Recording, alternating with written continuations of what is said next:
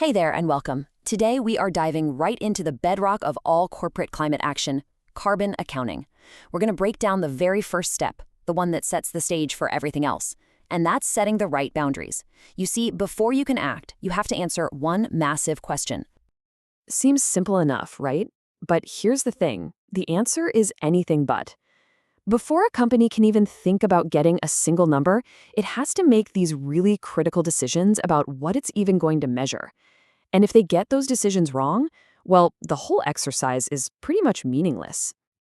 I love this analogy because it just nails the problem. You can't just start measuring a cake. First, you have to agree on what's part of the cake. Is it just the spongy part? Or are we counting the icing?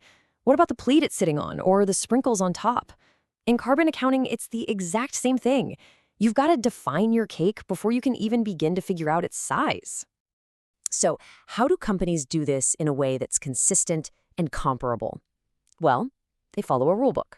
The one that almost everyone uses is called the Greenhouse Gas Protocol, or GHGP for short, and it says the very first things you have to do are set your organizational and your operational boundaries. This is the recipe you have to follow. Okay, so step one is all about defining the organization itself. A company has to ask a pretty fundamental question. Which businesses, which joint ventures, which subsidiaries are we actually responsible for? For the sake of this measurement, who exactly is part of us? The GHGP gives companies two main ways to answer that question. The first one is called the equity share approach. It's pretty straightforward. If you own 40% of a factory, you account for 40% of its emissions. Simple. The second and way more common method is the control approach. With this one, if you control an operation, you account for 100% of its emissions, even if you don't own all of it. The idea here is that you're responsible for what you can influence. But what does control actually mean? Well, the rulebook gets specific. A company might have financial control, which basically means they're directing a subsidiary's budget to make a profit. Or they might have operational control. Think of a company that's leasing and running a factory. Even if they don't own the building, they set the day-to-day rules, so they control its emissions. The key is a company has to pick one of these definitions and stick with it. Okay, so once a company has figured out who it is, the very next question is what to measure.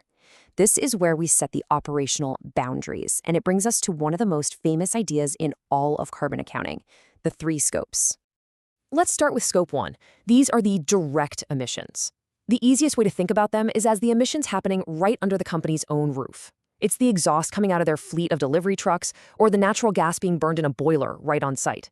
If you own it, you control it, and it's producing emissions right there. That's scope one. Next up is scope two. Now, these emissions are one step removed. This is all about the energy a company buys. So the pollution isn't happening in your office building. It's happening at the power plant that's generating the electricity to keep your lights on. You're not burning the fuel yourself, but your demand for power is the reason it's being burned. And finally, we get to scope three. And this is the big one. Scope three is basically everything else. It covers all the other indirect emissions that happen across a company's entire value chain.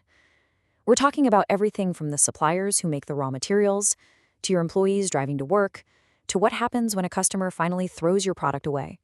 And this chart really shows you why Scope 3 is such a huge deal. For so many companies, especially in industries like retail or tech, their own direct emissions are just the tiny tip of the iceberg. The vast majority of their carbon footprint, we're often talking 80% or even more, is actually hidden in their supply chain, all bundled up in that massive Scope 3 category. So why do we care about all these rules and categories? Why all the fuss? Well, because you can't reduce what you don't properly measure. Getting these boundaries and scopes right is what turns carbon accounting from just a paperwork exercise into a really powerful tool for making real change in the world. So, if we put it all together, the process is pretty clear. First, a company defines who it is, using either that equity or control boundary. Second, it defines what it measures by identifying its scope 1, 2, and 3 emissions. And only then, after all that foundational work is done, can it actually start to calculate its final footprint. And ultimately, that's what this is all about. A credible inventory isn't just about landing on a number. It's about driving real, meaningful change.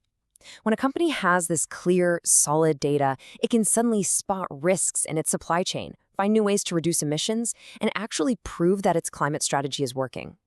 It's about taking real action. So now you know the framework. The next time you see a company talking about its carbon footprint, you can look a little closer. You can ask, are they reporting all 3 scopes? How did they define their boundaries?